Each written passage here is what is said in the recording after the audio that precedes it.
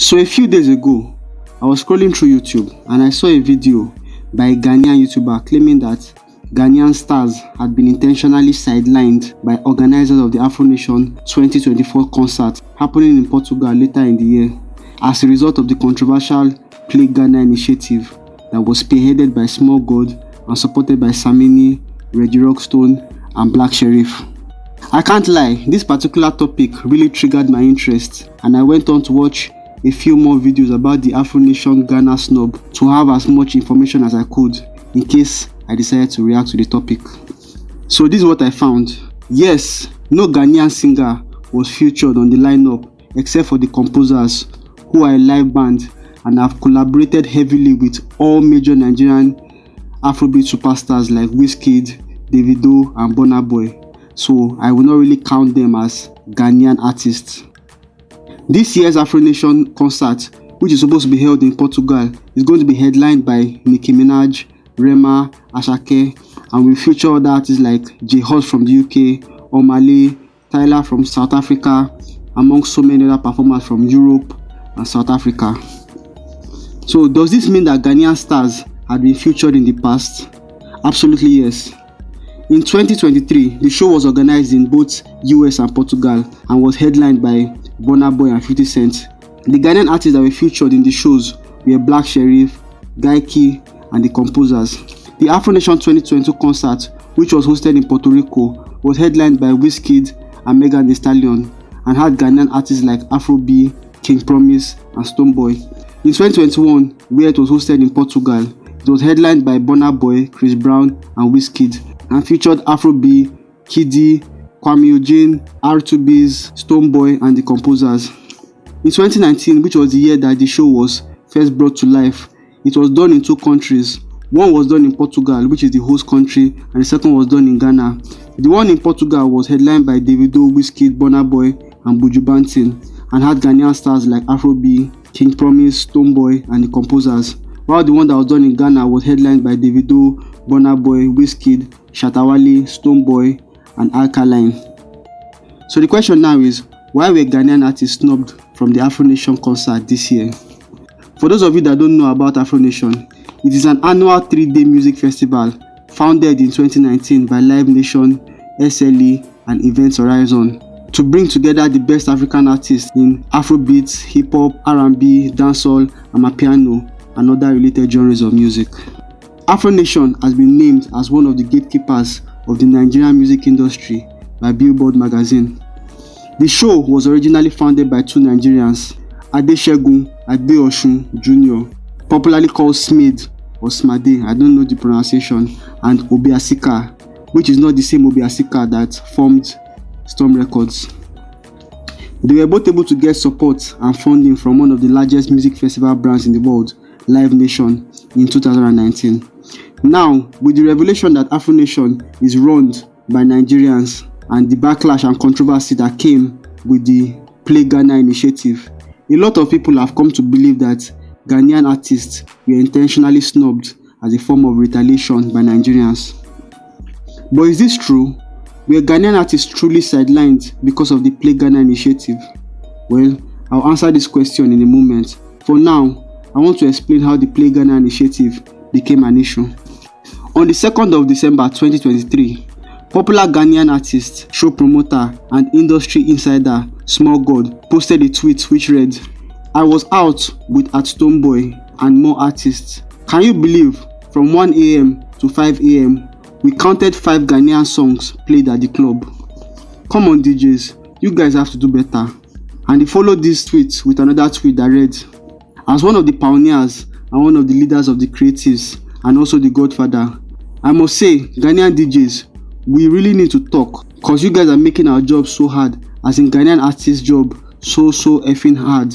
It was from the engagement of this tweet that #PlayGhana was born. A few weeks later, he was able to rally the support of Reggie Rockstone, Samini and Black Sheriff to approach the Ministry of Information to come up with a law that will make sure that 80% of airplay on radio will come from local Ghanaian content and 20% from foreign countries. This video went viral and received support and criticism from Ghanaians and Nigerians alike. Some people supported the initiative claiming that it will help to promote Ghanaian music through repetition, while those that criticized the initiative gave reasons along the lines of poor quality of many Ghanaian songs and the fact that DJs will play what audience requests for. But the brunt of the criticism was directed towards Black Sherif by Nigerians who felt disappointed that he showed support to such an initiative that was aimed at reducing airplay of Nigerian music, even though most of the streaming numbers and success was as a result of support from these same Nigerians. I believe he released an explanation, but many Nigerians disregarded it. So back to the question of whether Ghanaian artists were sidelined from Afronation 2024 because of the Play Ghana initiative. My answer is no. The reason is because the organizers of Afronation first released the lineup of who were going to perform in 2024 on the 14th of November 2023 on their Twitter page, and this list did not include any Ghanaian artists except for the composers. The tweet by Small God that brought about the Play Ghana initiative was posted on the 2nd of December, while the press conference at the Ministry of Information happened on the 14th of December 2023. So unless the organizers of Afronation could see into the future, there was no way the Play Ghana controversy could have influenced the lineup decisions. Except for Nicki Minaj and a few other names, the list published on their Twitter page in November 2023 and the one they updated and posted on their website are very similar, and both of them never featured Ghanaian artists. Now, as a casual onlooker, I cannot say I understand or know why the organizers decided to exclude Ghanaian artists this year, especially as they had always been part of the show from the beginning. In fact, Afro Nation, which was launched in 2019, had a concert in Ghana in that same year, while the same organizers have never been able to successfully do a show in Nigeria, which is a true home of Afrobeats. But that's a story for another day. So why am I doing this video? The rivalry between Nigerians and Ghanaians has been well documented and has become famous around Africa and the world. Nigerians and Ghanaians are always fighting for who has the best jollof rice, who is the best in football, who has the best economy, movies, finest women, and so many other things. We share similar histories as we were both colonized by the British and we both speak English. Sometimes this rivalry goes too far, like in the past when Ghanaians expelled Nigerians from Ghana and Nigerians retaliated, which has been immortalized with the Ghana must go bags. But I believe that there is love between Ghanaians and Nigerians, kind of like a sibling rivalry where Nigeria is the senior brother and Ghana is the kid brother we know they ever agree. I believe I had to make this video so as to quell the rumors of the alleged retaliation by the organizers of the Afro Nation festival before it spreads and caused more division between my people and my Ghanaian brothers. Yes, the Play Ghana initiative is quite self-limiting because the world is now a global market. But I understand the desire and the need to promote one's own product. But unfortunately, you can't force people to listen or engage with music they do not enjoy.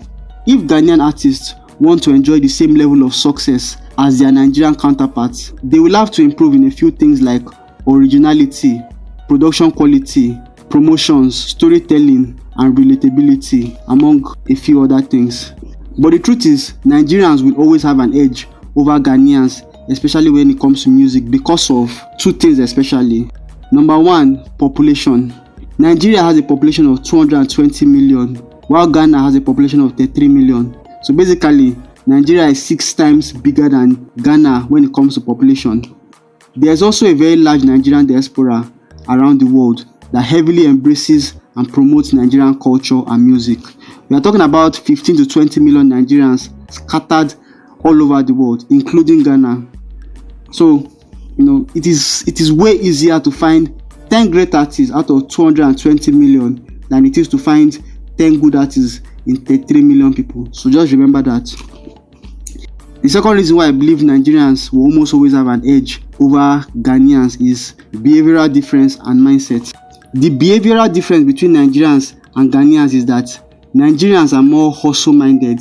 They are more aggressive when it comes to business and survival, while Ghanaians are more laid back and relaxed. The truth is that being a Nigerian is not easy at all. The government does not provide or support for 98% of the entire population. So people have to work very hard to stay alive. In comparison, the Ghanaian economy, their exchange rates, their power supply is actually much better, and is very conducive for living a happy and peaceful life. I know that it is not everybody in Ghana that is doing well, but I can tell you for a fact that it is much easier to survive and live in Ghana than it is to live in Nigeria. All of this can make a person feel more content, relaxed, and a bit less aggressive when it comes to survival. There was a time foreign music actually dominated the airwaves of Nigerian radio and TV stations. From the 90s to 2000, American music was very popular. Like, even Nigerian music was not well accepted. A lot of people did not want to associate with it. People like Tupac, Westlife, DMX, Jaru, all those guys completely dominated Nigerian music. But through improvements in sound quality and embracing our own authentic style and culture, we were able to take back our market share in our own country and export these new sounds around the world. There is this continuous rumor about a law in Nigeria that tells us to play 80% local content and 20% foreign content. For years now, I had heard many Ghanaian artists, including people like Stonebwoy and some other artists, claim that there was a law in Nigeria that mandated that radio and TV stations must play 80% local content and 20% foreign content. And this thing always made me very angry. It always made me very annoyed because I always thought that it was completely made up. Well, I just found out that it's actually true. I couldn't believe it. Apparently, there was a law written in the Nigerian Broadcasting Code by the Nigerian Broadcasting Commission that stated that, yes, it is mandated that we play 80% of local content and 20%. But I don't think that is actually what made Nigerian music become popular. Because even if you try to force people to listen to local content, if they are not interested, they will not enjoy it. That is just what it is. Because that is radio. What about the period of CD? People will always buy what they want to buy. But I still don't believe that was the reason for the shift in preference for local content.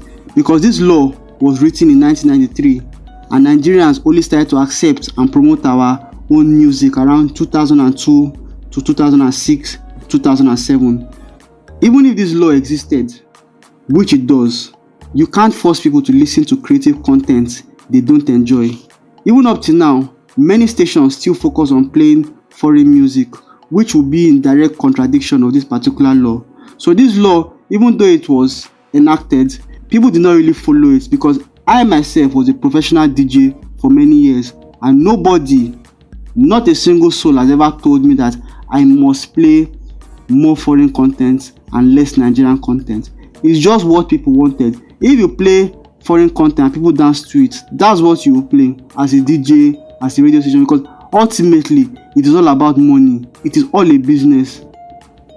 If you are playing music as a radio station, as a DJ, and people are not dancing to it, people are not commenting or tuning in, naturally you will go with what people are requesting for.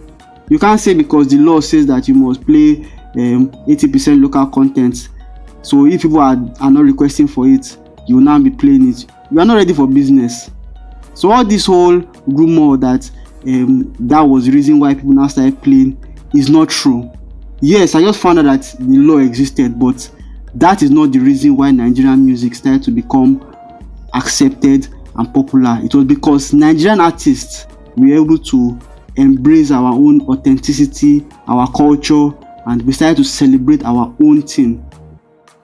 I believe the rumors of this law is what may have emboldened people like Small God, Samini, Reggie Rockstone, Black Sheriff, and representatives of the Ministry of Information to come out and express their desire to push a law into the constitution that would support 80% local content and 20% foreign content. Foreign content, which is mostly Nigerian music. Let's not kid ourselves. Unfortunately, I don't believe it will still work because nowadays people don't consume music from radio and TV stations anymore. You can't tell a DJ not to play what the audience are requesting. I understand that it will be good for Ghanaian DJs to play a bit more Ghanaian music, but they have to find a way to play it in a way that matches with what people are already requesting for. Because if you play it and people go and sit down, you will just be dulling your own crowd. You also cannot tell someone which music to stream or to use on their TikTok. I'll repeat what I said earlier.